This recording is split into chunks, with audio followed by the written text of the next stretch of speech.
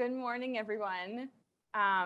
It's so lovely to see everyone's faces here in person and know that we're being joined by some folks online as well. So it's my distinct pleasure to be up here in conversation with these two gentlemen to my left, continuing conversation that we started, back in February. Yes. So been a lot of conversations since then. So I've got Damien Morris, the Senior Director of Violence Prevention at Breakthrough Ministries in the East Garfield Park neighborhood. And to his left, Demetrius Bunch, Lead Coach Supervisor, if I got that right, from Claretian Associates in the South Shore community here in Chicago. So some homegrown folks, both of whom are some seasoned, experienced outreach professionals. So this morning, we're going to continue a conversation that we started back in February on really digging deep into how frontline violence prevention staff, both outreach and victim services staff, sort of identify, assess, and then ultimately respond and manage the risk of gun violence. It's a really core function of what these folks do every single day. So like I said, back in February, we had these focus group discussions, and then in March held a participatory analysis session to kind of coalesce sort of together around some key findings about how folks on the ground are assessing risk of gun violence, thinking sort of how do we include and also go beyond sort of the quantitative metrics that get talked about so often. So the first sort of big thing that I think we all sort of wanted to settle on is sort of the very nature of gun violence risk itself. And so something that came out, I think pretty saliently in those conversations is that in our city, at least, I would argue everywhere, that gun violence risk is not just like a checklist of individual characteristics that folks have, but in fact is something much more dynamic. I agree. So my first I want to dig into that a little bit first, is to talk through like how folks on the ground sort of identify and understand what risk for gun violence is, and how we then adapt to those changing dynamics. Yes. So what we do a risk assessment, and during that risk, we find out if that individual is highly involved in street activity, have a background, have access to guns, things of that nature, right? And so what we do is we categorize them from high risk, either high risk, medium risk, or low risk. The risk assessment really is like a professional challenge for the street outreach worker. It allows them to really work on moving that individual from high risk to low or no risk at all.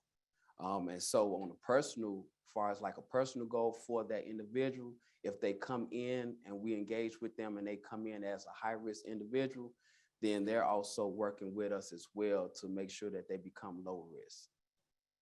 For instance, some of our outreach workers are now staff members that were once participants.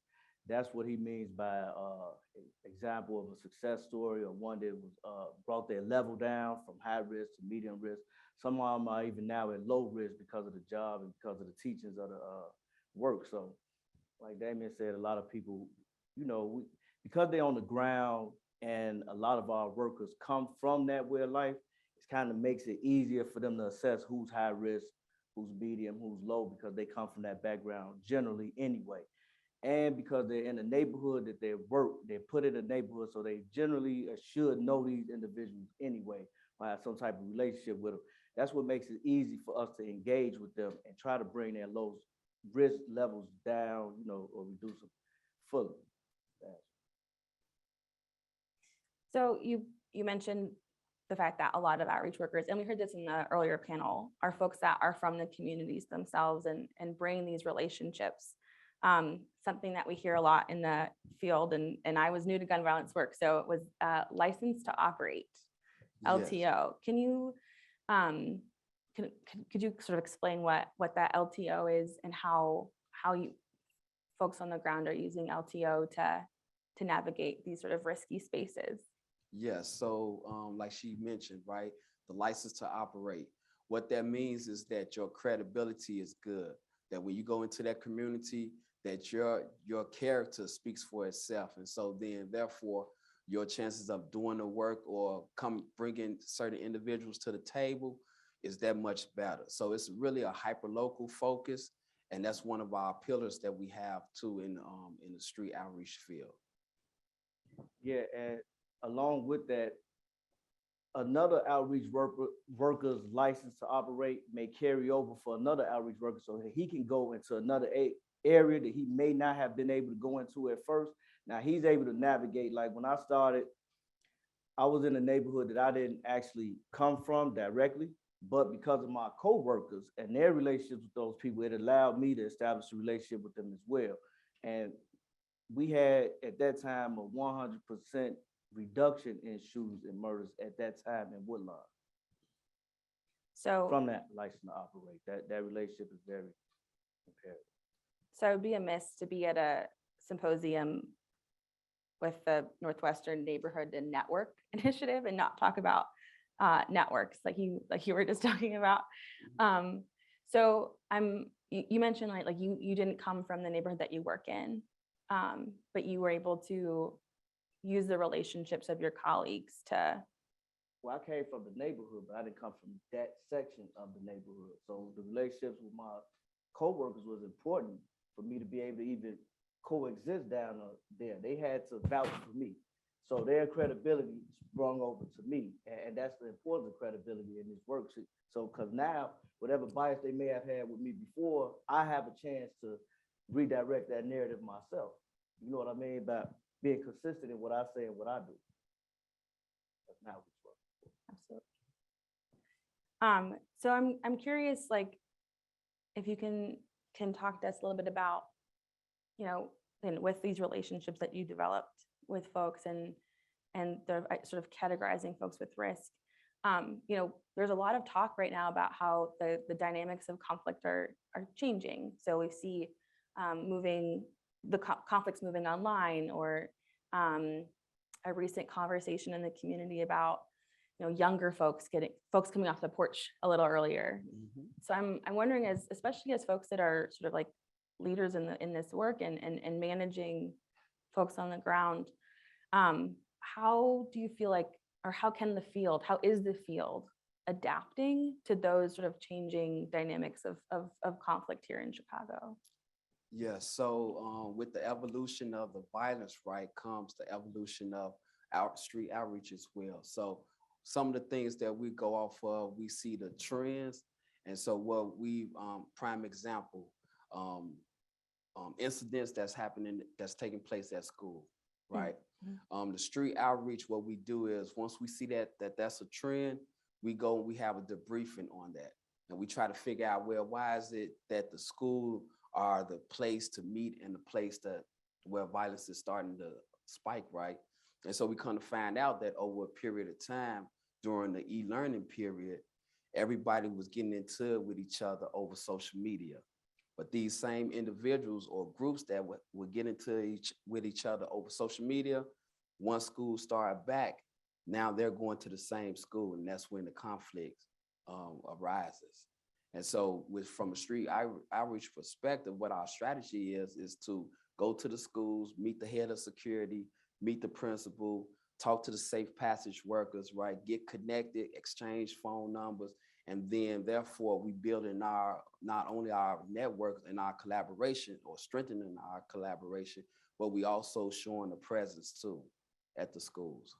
And also in keeping up with current trends, we know that they have a lot of things that they do that we don't see on the streets, and the group dynamics are different. Some of the things are not group on group or group related. So we have a team, or we have individuals on the team that keeps up with things like that. For instance, Facebook, Instagram, YouTube, because a lot of their frictions go on YouTube by way of rap or rap disses with one another. So that's another way we gotta stay current. We gotta be like the Coach K. If anybody watch sports, he's been successful throughout all these years. Outreach workers have to be like that. Every time a new group of kids come in, we have to be able to identify them and adapt to their situation, what they got going on currently. So the internet is a big part of that. So we have to monitor the internet of the people in our coverage areas where we work. You know, our outreach workers have to be aware of those conflicts. To even be able to address them, they have to know about them. So that's one of the things we have to keep up with. Current trends is the internet. So it sounds like there's also then moving from, you have your relationships like in the community, in the street, and you're also having to do sort of similar work now, but online. Yeah, so Yes. there are mediations conducted online now. Yes. So something that you mentioned about schools, I'm curious. So as we heard in the earlier presentation on the work that we're doing with the View survey, I think the average age of an outreach worker in Chicago is about 44. Yes. So definitely like folks who are solidly adults. Yes. I won't call anybody old, I promise, just adults.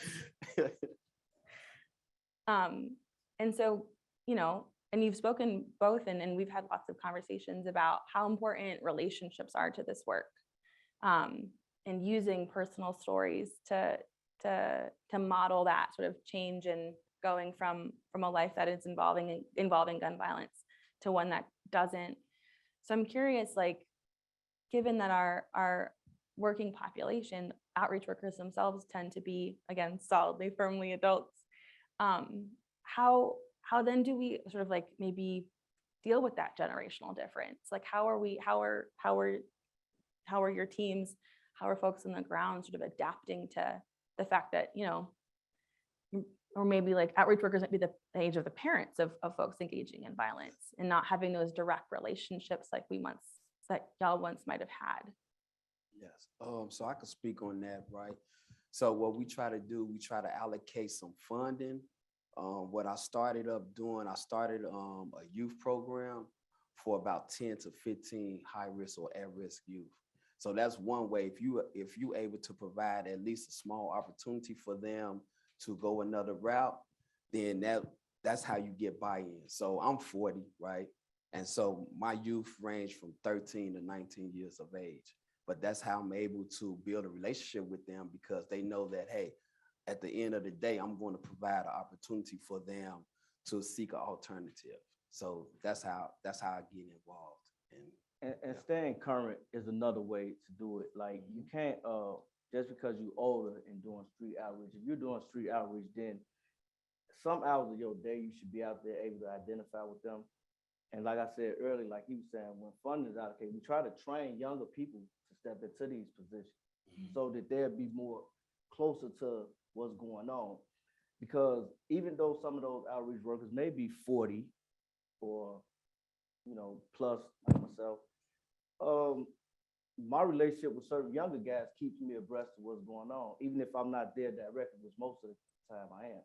You know, I don't let my team go out without me, to be honest, because I want to see the people myself. I want to know who they are.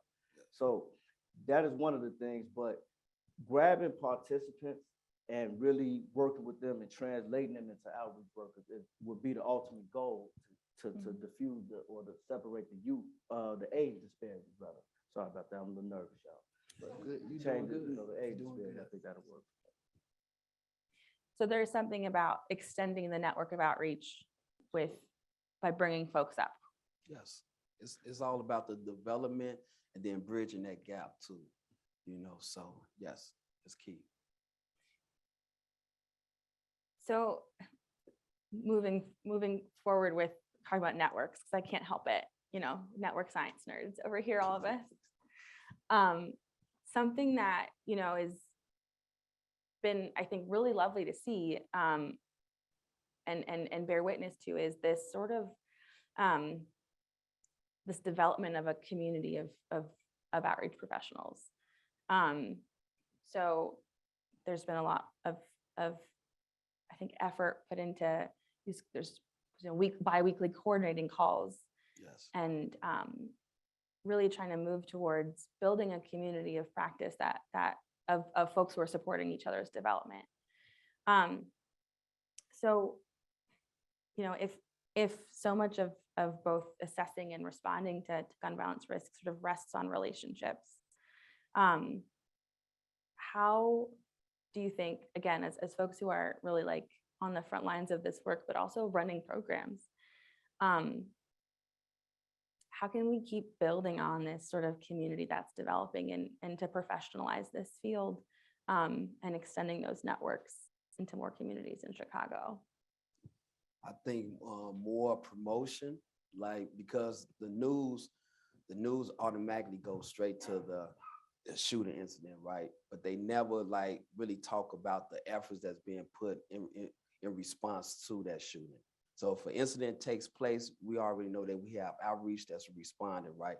We also know that we're going to saturate the area. We're going to engage with the community, right?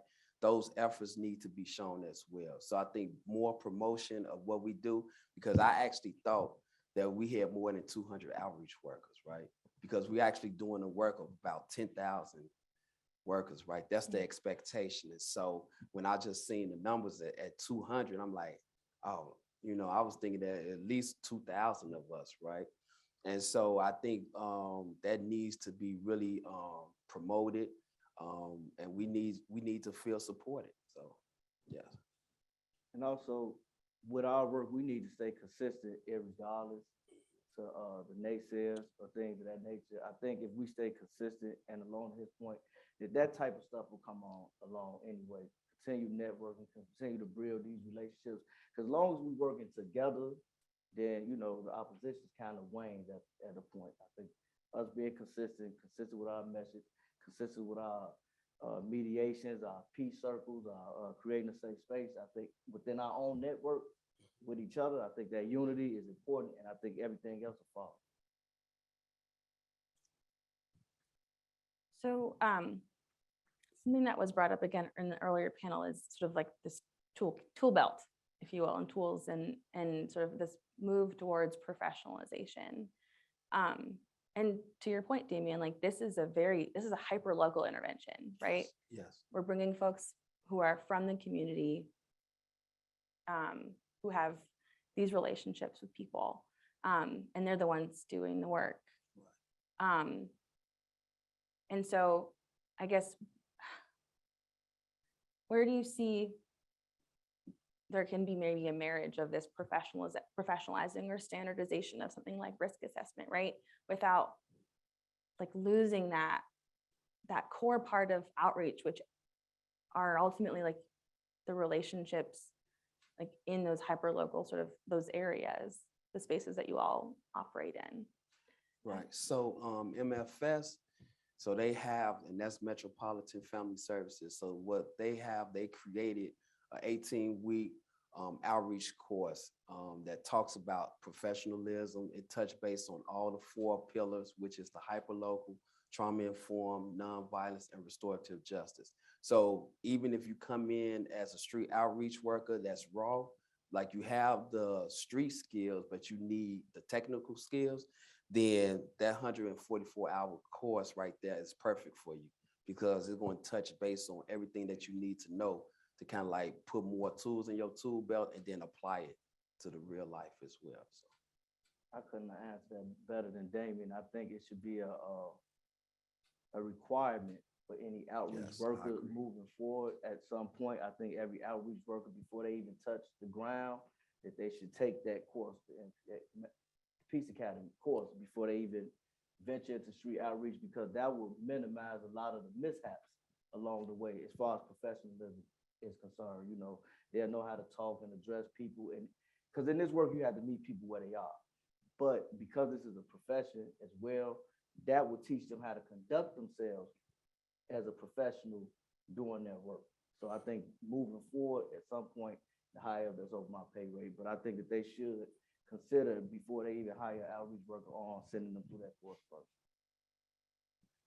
So you'll be able to hear a bit more about the MPA later on. So if you were planning on leaving, don't, because we're gonna have more on the MPA later. But I guess something like the MPA or a program that's like that, how do we make sure that like we're hopefully doing today, that the voices of folks that are on the ground, that are doing the work every day, are very present in how we professionalize? I guess how, instead of it being top down, right? Like folks like me telling y'all how to do your jobs. Right. So the thing is that with the MPA, they also, like I talked about, development. So they also have the encourage the outreach worker to come back and be a facilitator as well. So you're going to hear it straight from that facilitator's mouth. I mean, from the outreach worker that's a facilitator now. You're going to hear it straight from their mouth. And then also every cohort that we have, they have the input of the cohort before. So we're at cohort 8 now. So yeah, so everybody voice is being heard, opinions, everything. So each cohort brings something different to the next one. So And it's consistency, like you said, like, Damien is an example for me in my professionalism. We are peers. So when you see your peer evolving and growing, and that's your real peer, you really have this relationship with them, you want to grow with your peer. So that kind of keeps the process rolling, seeing some of their coworkers evolve or do the work better or whatever. So,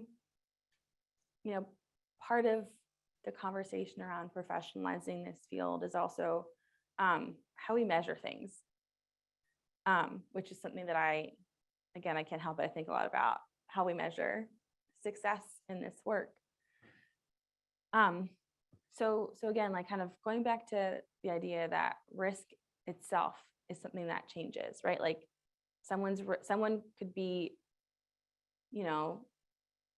less at risk one day, and then something changes and the situation changes, a conflict emerges, all of the many things that might be a spark for violence. How do you see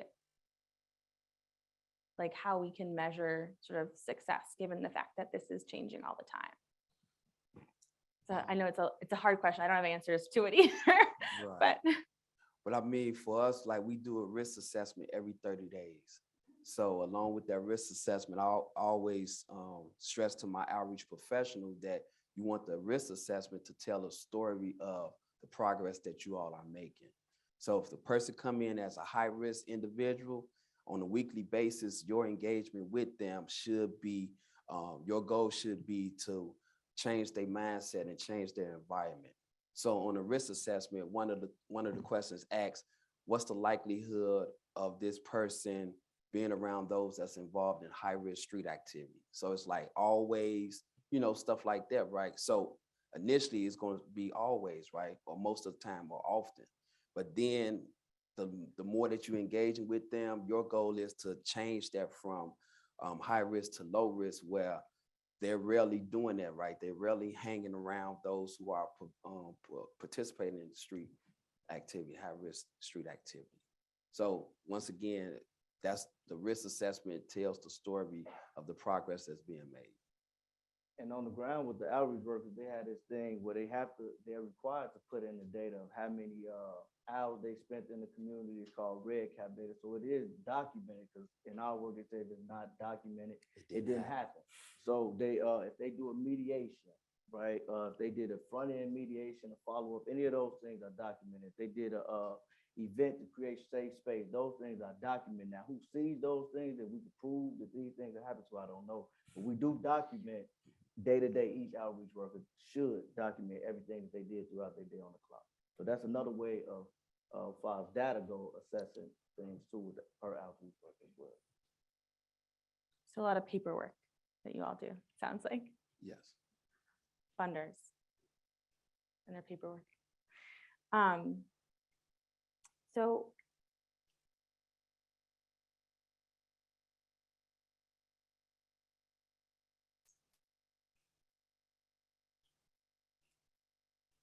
we've talked a lot about already having participants and folks being higher risk or lower risk. I guess I'm wondering, and sort of, and the need for relationships with people. I'm wondering, like, what happens when that doesn't work, when the relationships end, right? Like when you don't have a relationship with someone who might be engaging in violence. Like, what other tools do we have to connect with those people and identify those people and bring them into programming, for example? Well, what I always say is, I always stress that, you can control your efforts, but you can't control the results.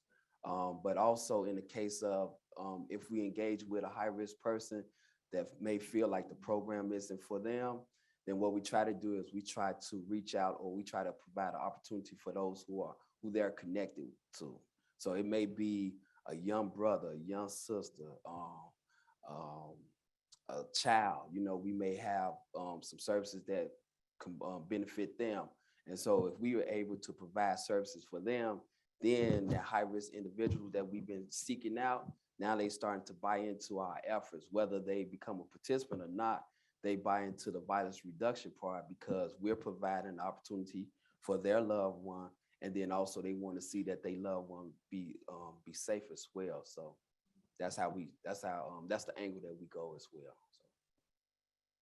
Yeah, we never give up on him. He kind of answered that question. He summed it up pretty perfectly. I don't want to come behind now. So it sounds like there's a lot of this work that comes down to getting folks in the door. Yes. Yes.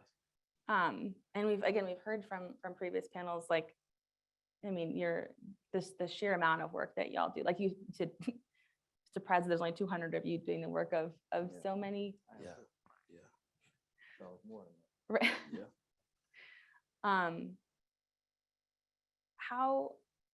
What are other ways that you use to get folks in the door beyond providing resources? Well, I mean, sometimes you may not even get them in the door, so you have to like pull up on the block, right? Right. So it's not necessarily the door, right? But I mean, the thing is that being consistent, like being consistent off top, they may say, man, I don't want to hear that, right? But then the more that you're consistent, that, man, I don't want to hear that, to, man, come on, man, I know you finna talk this peace stuff, right? But you're consistent in your message, and that's what, over a period of time, that's what they're gonna respect, though. Yeah, That you're consistent. Yeah, we got an outreach worker right now. I'm not going to say his name, but when I used to go in my uniform around them, they used to laugh at me all of the time, and then after two other ones joined our outreach team, he come like, man, I want to be an outreach worker, man. What that? I said, no, because you sure. You ridiculed me, you laughed at me, you know what I mean? Like, man, I ain't know no better, and this was like maybe 4 or 5 years ago, but right now, like how you said, assess the data, his red cap is one of the best. He has some of the most strong participants. Now he's one of our best outreach workers. So you can't really give up on him. Consistency is key. Yeah. It really is key. Like having a bad kid, you won't give up on your bad kid no matter what. You're gonna love them anyway. Same way. So I want to just pick up. We've about 5 minutes left for a conversation, and I feel like we've been having this one for so long that I want to keep talking to you. Is about, you said one of our best outreach workers. Can you walk me through what do you makes a good outreach worker? A good outreach worker, in my opinion, is one who has the real relationship, and before any of that, you have to be sincere. If you don't really want to reduce the violence and the shooting, then there's no need for you to strive to be an outreach worker. His sincerity is one of the #1 things that make him a strong outreach worker. The fact that he doesn't complain, he readily does his job, is another reason why he's a good outreach worker. More important than anything is his sincerity. After that is the strength he has in the community he's in. So because of his relationships on two of the conflicting ends that we deal with, he has relationships on both ends of those conflicts. Since he's been on board almost a year, we have not had one shooting between those two groups. This goes along with the thing Damien was saying, with things that are not reported. And it may have been shootings around the neighborhood, but they were not group related due to him being on our staff. That's what makes him a great outreach. Things like that. His impact in the neighborhood is not documented or not seen. That's what makes him a great outreach. And I want to include the women too as well, right? Because sometimes certain situation doesn't call for a male engagement, right? We've seen participants that have a history of being like the troublemaker, but when it comes down to it, who they respect is the woman. And so that's why we try to make sure that our outreach team is very versatile. So we try to include women as well. And so we look for the same factors, like what's your ability to be the voice of reason? How can you, are you able to mediate? Do you understand what a mediation is? Do you understand that you have to be neutral? You know, things of that nature. And so we look at all those factors when we select an outreach worker. Women are strong in the field because there are people that would listen to us. Yeah. When we work up, we can't disarm them. You know what I mean? But a sister may be able to walk right up, or one may be able to walk right up and disarm them immediately and still preach, you know, the work. So, yeah, women, we do need more women outreach workers for the record.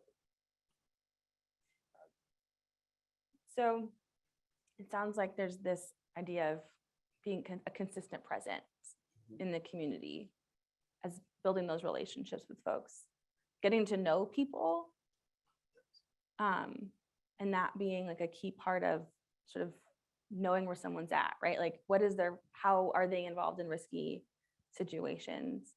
And knowing who the best person is then to talk to them. Yes. And that seems to be like, Yeah, because they'll model the behavior that they see at some point. Like most of us that were in the streets were the way we were because of the older guys we looked up to. This what they were doing. So if we had more older guys doing street outreach and gave them that to look up to, more of them would be doing that, and we'll reach the ultimate goal, which is changing the narrative.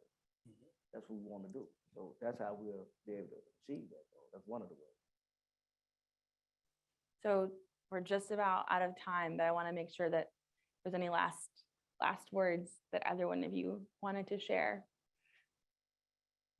about where this community is going. Good. I think I said it. I think, yeah. Drop I some think everything knowledge. I can't wait to get from up here. I'm not gonna lie, my heart about to fall through my chest, but I thank you all for the opportunity. I'm thankful to be a part of street outreach. Thank you all for having me.